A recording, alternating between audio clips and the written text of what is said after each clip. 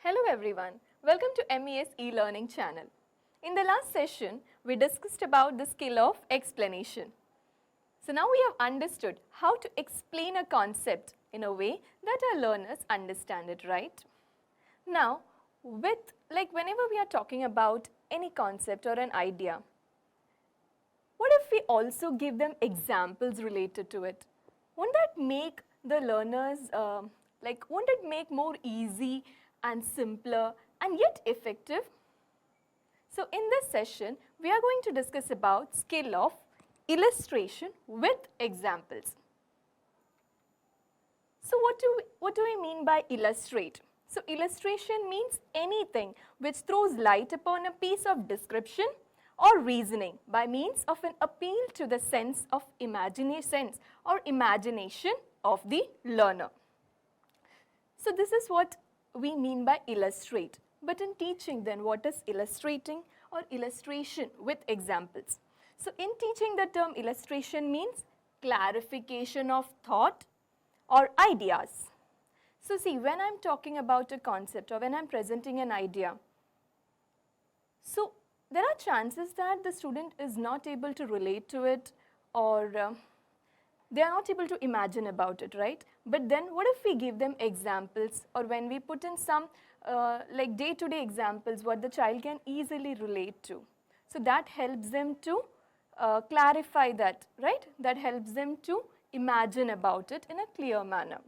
So it can be done either by words, that is by your verbal communication, or you can show some symbols, or you can use visual aids, or through concrete materials, which can be done through demonstration. So this function, this skill of illustration, it can be said like it is used either for clarifying the ideas, concepts, principles, or generalizations to the pupils. And it is also used to verify.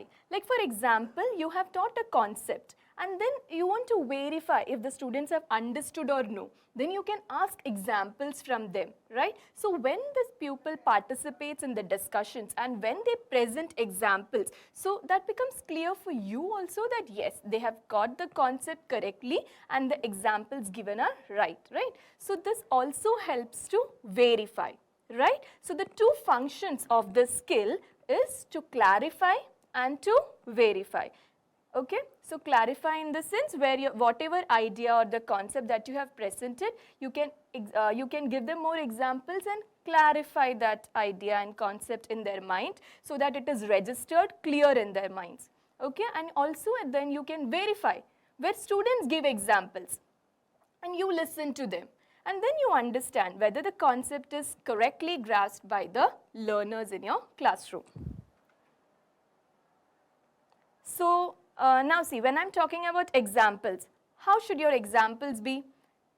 Now you have teaching a concept. Can you take a difficult example and then throw it on the students? Will they be able to understand it? No. So you have to formulate simple examples so that your students understand it, and the example should be interesting. Right? If the examples go out of the track or if it is boring, then they lack interest in listening. And it can also distract the students. So give examples which are simple, interesting, and also relevant to the content that you are teaching. And it is always good if you can link the examples with their day-to-day life. There are so many things that we observe around, right? And there are so many things that we use in our everyday life. So if you are giving them examples which are simple, interesting, relevant, and also if they use it in their day-to-day life, then the understanding becomes very easy. So whenever you're formulating examples, these are the things that you have to keep in your mind. Okay? Now, when I tell you that your example should be simple, so see, whenever we teach, we always know that there is a previous knowledge about it, right?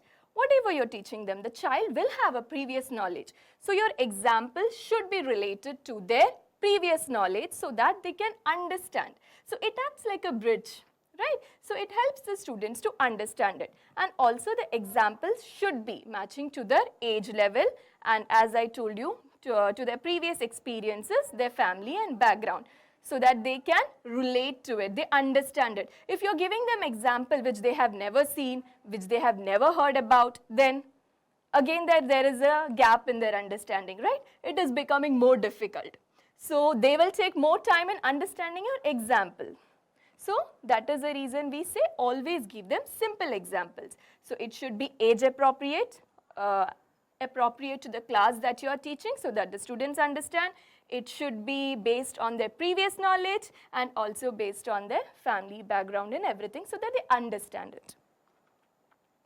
Next, formulating relevant example. The example should be relevant to the concept that you are teaching to them, right? So it should not be a case that your example itself needs explanation.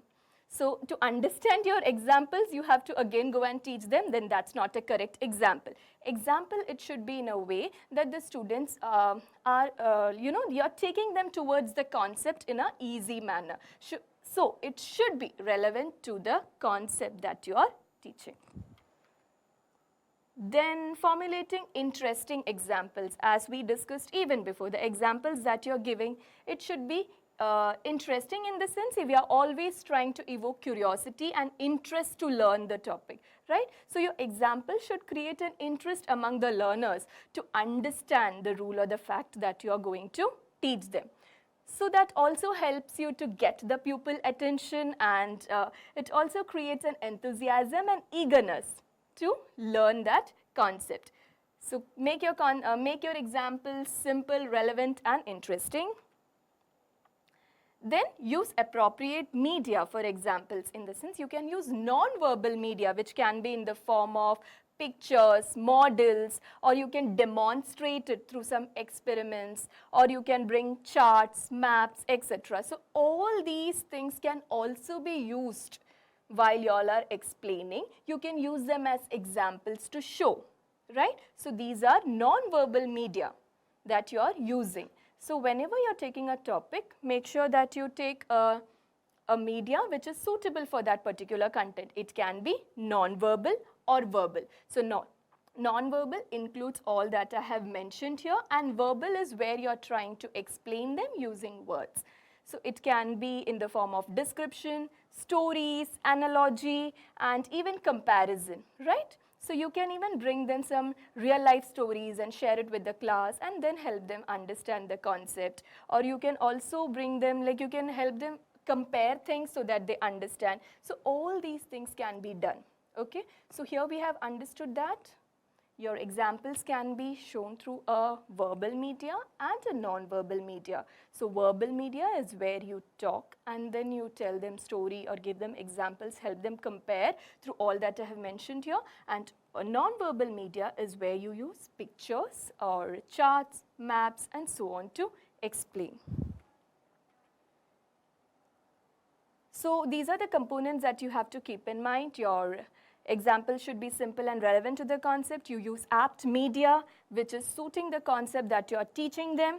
So it should be like whatever you use. You can use verbal or non-verbal.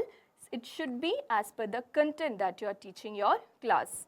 Sufficient number of examples should be given, or else just like for example you're giving one example then. So you should make sure that you're giving sufficient examples so that the student understands it. Pupil participation in the sense, as we have seen, one of the function of this illustrating with examples is verifying if the child has understood it or no, right? So you can also ask the students to participate. So you should ask the students to give some examples. So pupil participation is very important. And then we have inductive deductive approach. So what is inductive deductive approach here? So for that, you will have to watch my next session. So see you in the next session where we will discuss about inductive deductive approach. In this session, we have understood what is the skill of illustrating with examples and how to make examples so that our students enjoy listening to the content that we are teaching and they also understand it in an easier manner. So see you in the next session. Thank you.